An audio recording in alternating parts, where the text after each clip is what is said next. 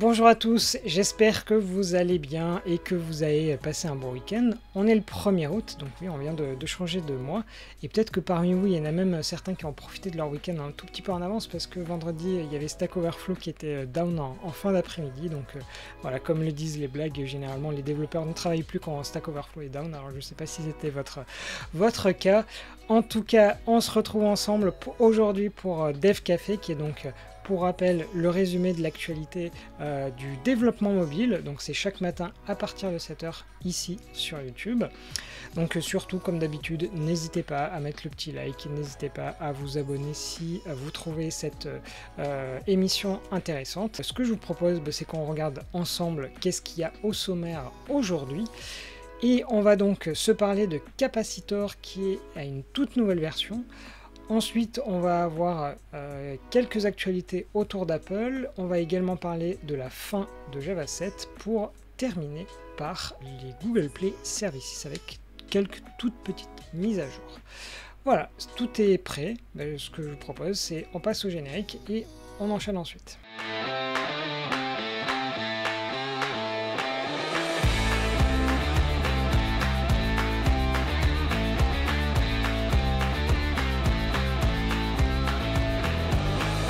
Pour commencer, on va donc se parler de Capacitor. Alors je ne sais pas si vous connaissez ce qu'est Capacitor, du coup je vais me permettre de faire un petit rappel. Donc en fait quand l'iPhone et les téléphones Android ont commencé à sortir, l'idée est qu'on voulait faire du cross-platform, qu'est-ce qu'on faisait? Tout simplement on prenait le code d'un site web et on venait le packager dans une WebView pour en faire une application native est disponible sur les différents stores. Dans les technos qui existaient pour faire ça, il y avait notamment PhoneGap qui a été racheté au détour d'un rachat par Adobe, et ce qui a créé en parallèle Cordova qui était la communauté open source. Et un tout petit peu plus tard, à nouveau, il y a une sorte de nouveau fork qui s'est créé, qui s'appelle Ionic, et qui d'ailleurs existe toujours aujourd'hui. Le seul petit truc, c'est que finalement, on se parle de techno qui quand même date du début du mobile, et il y avait besoin d'un petit coup de balai dessus pour donner une sorte de V2, et cette V2, ça s'appelle tout simplement Capacitor. Donc juste, je vous montre quelle est la différence entre Capacitor et du Cordova. Donc grosso modo, qu'est-ce qui change?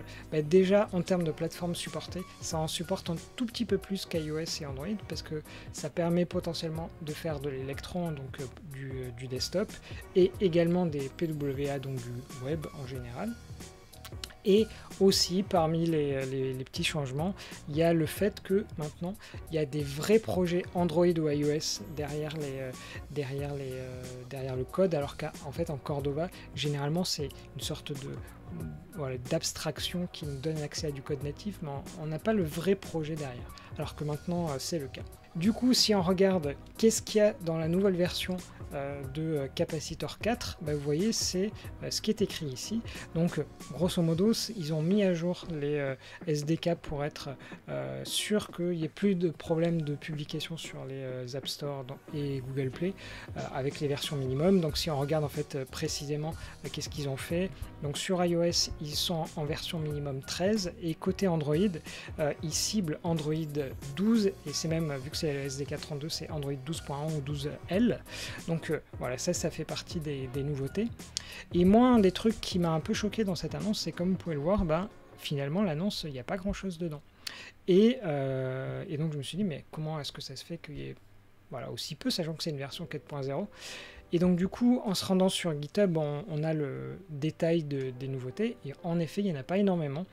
Donc voilà, principalement, au final, c'est cette migration vers les dernières versions d'Android d'iOS pour être sûr que la publication se fera bien. Et c'est à peu près tout ce qu'il faut retenir. Ensuite, en deuxième sujet, on va se parler de Java 7. Donc Java 7, pour info, c'était sorti à l'époque en 2011, et c'était encore maintenu parce que c'était tout simplement une version LTS, donc avec du support sur le long terme. À l'époque, c'était même pas Oracle comme c'est le cas aujourd'hui, mais c'était Sun qui était derrière cette version de Java. Donc là, le support il était assuré jusqu'à la fin juillet, et donc vu qu'on est le 1er août, forcément ce support vient de s'arrêter. Mais voilà, il faut être honnête, Java 7, il y avait plus grand monde qui l'utilisait. Ça, c'est des stats qui datent de cette année en avril, je crois, quelque chose comme ça. Donc, voilà, d'une manière générale, repose en paix Java 7, mais voilà, c'était déjà proche de sa tombe. Mais par contre, ce qu'il faut savoir, c'est que là, derrière ça, derrière la version Oracle, entre guillemets, c'est plutôt ce qui concerne en fait la partie serveur, la partie desktop, parce que en fait quand on utilise du Java aujourd'hui, c'est plutôt sur Android, et en fait sur Android ça supporte donc ça supporte tout Java 7 et certaines fonctionnalités de Java 8. Pourquoi ? Parce que en fait la particularité d'Android, c'est que ça n'utilise pas du tout les mêmes machines virtuelles que on a parlé précédemment. En fait, il y a ça s'appelait Dalvik, maintenant ça s'appelle Art, qui sont des propres machines virtuelles qui ont été optimisées pour du mobile. Et ces VM-là, en fait, elles utilisent la syntaxe Java. C'est pas du tout la même chose que ce qu'on a vu auparavant. Donc en fait, le fait que Java 7 ne soit plus supporté par Oracle, de toute manière, on s'en foutait auparavant, entre guillemets. Maintenant, on va changer d'univers et passer du côté de chez Apple, et on va d'abord se parler de l'App Store.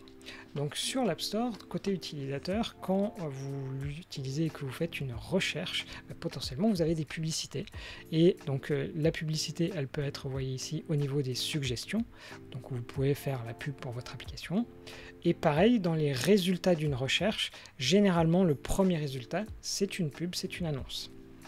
Et ce que Apple vient d'annoncer, c'est qu'il y allait avoir de nouveaux emplacements publicitaires au sein de l'App Store, parce qu'au final, il n'y en avait que à ces deux endroits-là jusqu'à présent.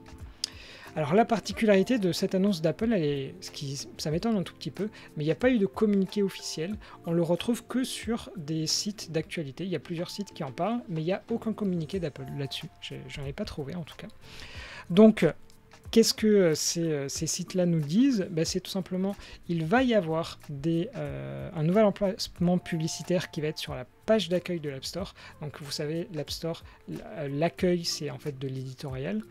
Et à partir de la deuxième application, potentiellement, ce sera une application mise en avant. Donc là-dessus, à mon avis, cet emplacement-là, il va coûter un peu cher. Et le deuxième emplacement dans lequel vous allez aussi pouvoir mettre de l'argent si vous le souhaitez, c'est au sein du détail d'une application, dans la partie application similaire, vous allez aussi pouvoir mettre votre application là-dessus. Je ne sais pas s'il y a énormément de gens qui cliquent dessus, mais voilà, il y a ces deux nouveaux emplacements qui sont disponibles. Je crois que c'est dès à présent disponible. Ensuite, on va passer rapidement sur deux petites infos. Donc iOS 15.6, c'était sorti à la mi-fin juillet, et là ce que Apple a annoncé, c'est qu'ils arrêtaient de signer la version 15.5 pour uniquement maintenant proposer du 15.6. Donc grosso modo, qu'est-ce que ça veut dire ? C'est que les utilisateurs, ils ne pourront pas faire un downgrade de la 15.6 vers la 15.5 s'ils le voulaient, c'est plus possible. Voilà, pour info. Et ensuite, une deuxième petite info qui date d'il y a un moment, mais que personne n'a vraiment parlé, donc ça m'a plutôt étonné, et c'est tout simplement, voilà, comme vous le voyez, les iPhone 13 sont désormais interdits en Colombie, ce qui veut donc dire que maintenant il n'y a plus qu'Android dans ce pays-là. Donc moi je me suis dit c'est encore à nouveau avec des procès sur l'App Store et des choses comme ça. Mais en fait pas du tout. C'est tout simplement un procès avec la société Ericsson que vous devez connaître, qui fait plutôt pas mal de choses. Et ils ont notamment plein de brevets sur la partie 5G. Et ce qui en ressort, c'est tout simplement que l'ensemble des iPhones et des iPads qui étaient, alors dans les versions 5G bien évidemment, qui sont vendus, eh bien ils n'ont tout simplement plus le droit de les vendre en Colombie. Donc a priori Apple voudrait faire appel, mais voilà, comme l'indique ici le site, les médias locaux jugent que c'est très probable que Apple gagne malgré l'appel. Donc voilà, en Colombie, finalement Android va se retrouver en situation de monopole. Donc c'est plutôt étonnant à savoir. Et on va clore maintenant ce Dev Café par une dernière actualité et ça concerne les Google Play Services. Donc pour rappel, ces Google Play Services permet à Google de déployer des mises à jour sans avoir besoin d'attendre, vous savez, le rythme manuel de Android 12, Android 13, des choses comme ça. Là, ça permet de déployer des nouveautés sans avoir besoin d'attendre et aussi de manière assez transparente parce que les utilisateurs, ils n'ont rien à valider. Ça se fait en arrière-plan. Et donc ce qu'ils font, c'est depuis quelques mois maintenant, ils ont commencé à publier un changelog. Et dans le changelog, vous voyez ici, à partir des points 3, 4, 5, 6, donc là, ça vous donne des informations comme quoi il y a eu plusieurs versions qui se sont succédées. On va voir qu'est-ce qui a changé. Celles qui vont plutôt nous intéresser, c'est avec le chiffre 6. Donc grosso modo, ce qui nous intéresse, c'est sur la partie connectivité. C'est autour de Matter. Donc Matter, je ne sais pas si vous connaissez, grosso modo, c'est un protocole dans lequel vous allez retrouver les grands géants de la domotique. Et aujourd'hui, en fait, quand vous allez acheter un nouvel objet domotique, généralement, il faut installer une nouvelle application. Et soit c'est compatible Alexa, c'est pas compatible Google Home, etc., etc.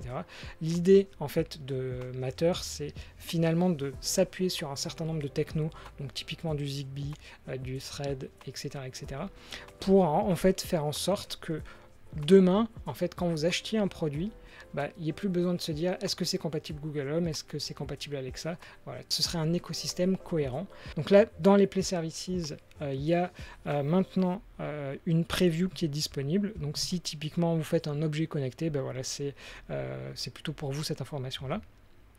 Deuxième information, ça concerne les développeurs plutôt de jeux.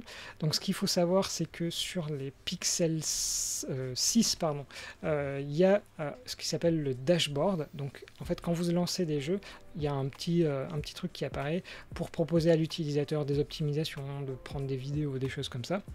Et ce qui va se passer, c'est que ce dashboard va être disponible non plus pour les pixels, mais pour tous les téléphones. Mais ça, c'est uniquement à partir de la version, ce qu'ils appellent Android T. Android T, c'est tout simplement Android 13. Et si on continue de regarder quelles sont les autres nouveautés, donc celle sur Google Wallet, on s'en fout, mais c'est plus la dernière ligne qui pourrait nous intéresser. Et on apprend qu'il y a des nouveautés qui ont été mises à disposition, notamment autour de Google Maps, du machine learning et d'autres outils. Moi j'ai essayé de regarder typiquement sur Google Maps et donc il n'y a pas eu de nouvelles versions qui sont sorties récemment du SDK côté Android. Donc c'est un peu bizarre, donc c'est peut-être des fonctionnalités qui en fait ils déploient dans un premier temps les Play Services, comme ça si toutefois les développeurs commencent à utiliser des nouvelles fonctionnalités, ça arrivera après. À mon avis on est plutôt dans ce cas de figure. Donc voilà, c'était tout ce qu'il y avait à retenir côté Google Play Services. Et voilà, tout ça va nous conclure notre émission du jour. J'espère que les petites infos vous ont plu. Il faut savoir aussi que vu qu'on est lundi, j'ai sorti les 2 newsletters dont j'ai l'habitude de m'occuper, à savoir Flutter Digest et Android Croissant. Il y a plein d'infos dans les deux, donc vraiment je vous invite cette semaine à aller les lire. Pour ce qui est de nous côté vidéo dans cet épisode de Dev Café, on va s'arrêter là. Si ça vous a plu, comme d'habitude, n'hésitez pas à vous abonner, à faire un j'aime si ça vous a intéressé. Comme je vous l'ai dit, j'ai gardé plein de sujets dans ma besace, donc pour sûr, demain matin, il y aura une nouvelle émission. Donc pour rappel, demain, ce sera à 7h. Donc n'hésitez pas aussi à mettre la petite cloche sur YouTube, comme ça vous êtes sûr, vous ne le raterez pas. Maintenant je vous souhaite à tous une très bonne journée. N'hésitez pas à mettre dans vos commentaires ce que vous avez pensé des différentes actualités et je vous dis à demain matin.